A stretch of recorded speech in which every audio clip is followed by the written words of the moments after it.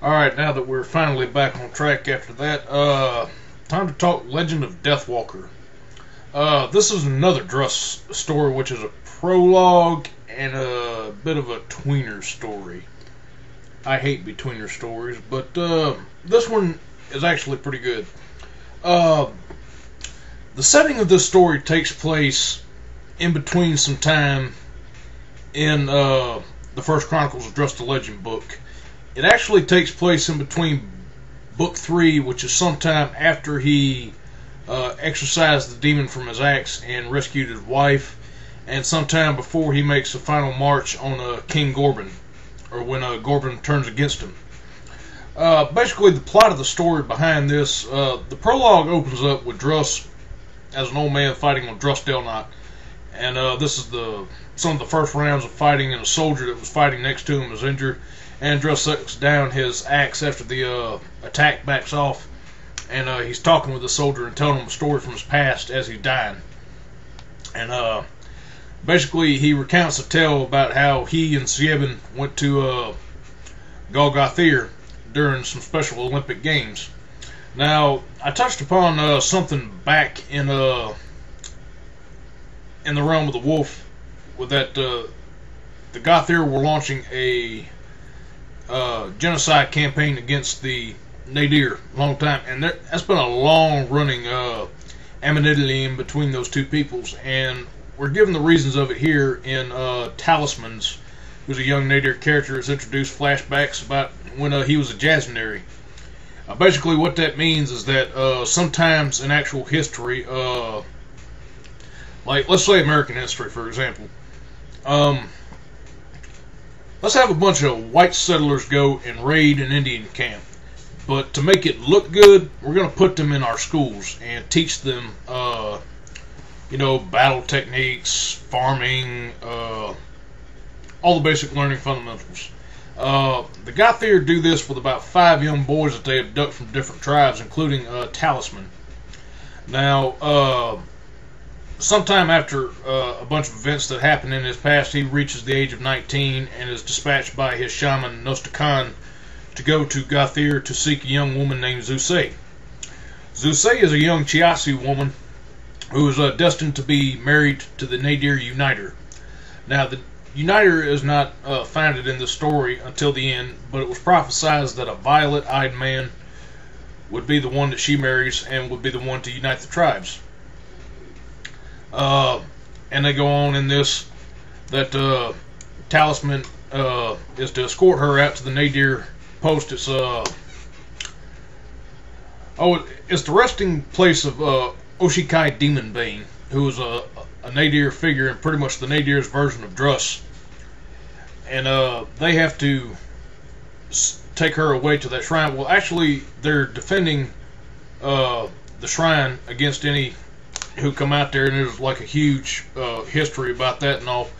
But primarily, what's brought into the story as well are the eyes of Alcazar, which are 2 mystic jewels that were said to heal the sick and be able to give whoever wills them invulnerability. And like there's this whole huge legend right there.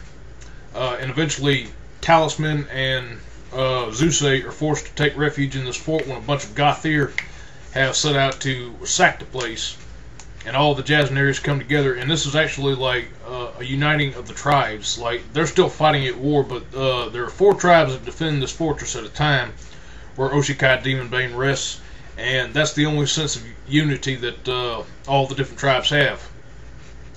Druss is also brought into this mix. He's actually on a quest for the eyes too. Back in the earlier part of the story, he's fighting in the Olympics as a bare-knuckle boxer, and he goes up against a fighter, or is set to fight a Gothir champion named Clay. Now, Clay is like this handsome man. He's rich and all that, and Druss thinks that still has some naivete looks that all rich men are evil.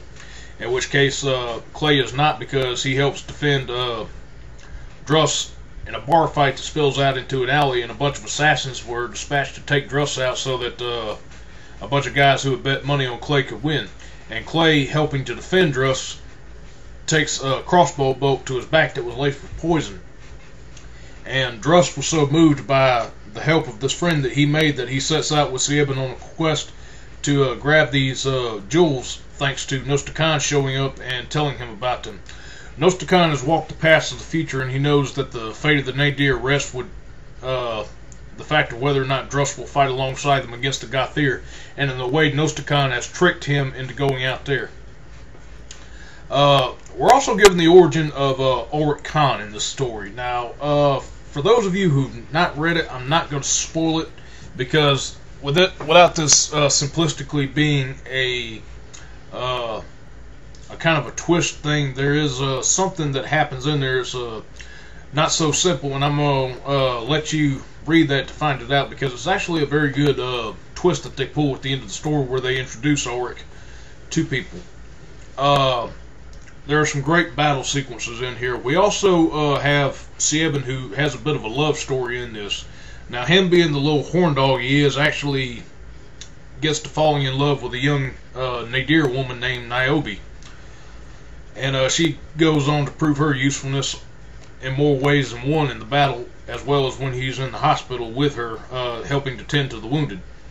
Or what else is there? There's a great battle sequence that takes place. Druss literally goes to hell along with Talisman and Oshikai Demonbane to help rescue his wife, Shul-Sin, who was a powerful sorceress several centuries before, and she is one of the reasons why the eyes of Alcazar were lost, along with a little shaman named Sheoshad, who comes to be of use in the battle that takes place. They actually have to Druss, Sheoshad, Oshikai, and Talisman literally have to go into Girgardast, which is the Nadir version of Hell, in order to help Oshikai rescue his woman. And that act right there earns Druss the nickname of Deathwalker, because, well, he walked the void sometime before, I'm going to say probably about 5-10 years before the events in this story, to rescue his wife's soul.